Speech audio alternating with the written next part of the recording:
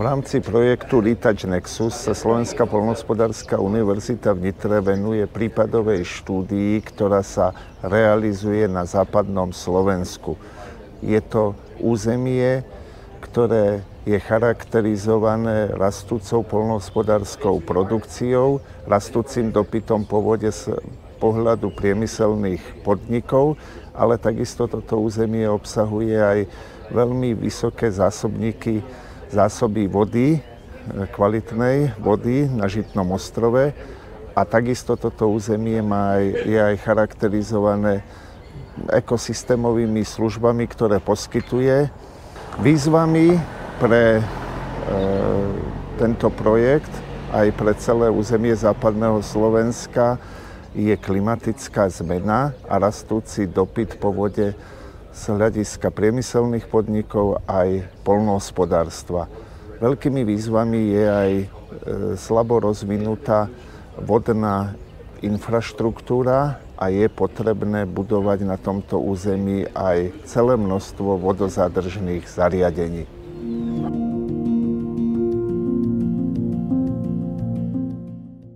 V rámci projektu Retač Nexus budeme hodnotiť minulosť, súčasný stav aj budúcnosť vodnej infraštruktúry na západnom Slovensku a takisto budeme hodnotiť politiky, ktoré sa týkajú nielen vody, ale aj vzťahu vody k ekosystémovým službám, vzťahu vody k poľnohospodárstvu a k energii.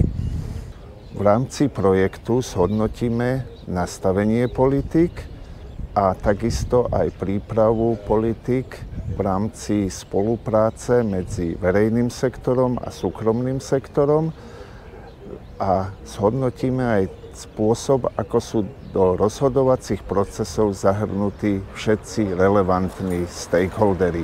Zhodnotíme dopady investícií a budovanie vodnej infraštruktúry a vodozadržných zariadení a opatrení na poľnohospodárstvo, ale aj na domácnosti, energetický sektor a priemysel.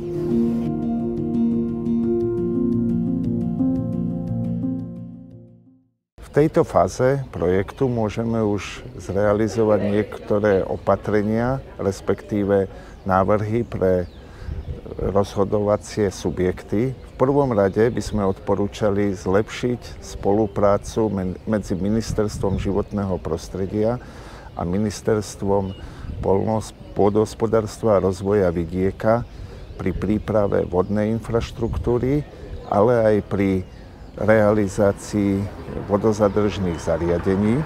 Je potrebné taktiež zlepšiť spoluprácu pri budovaní vodnej infraštruktúry medzi verejným sektorom a stakeholdermi a je potrebné riešiť problémy na úrovni ekonomickej, prostredníctvom investícií, na úrovni legislatívy a taktiež aj na úrovni technickej.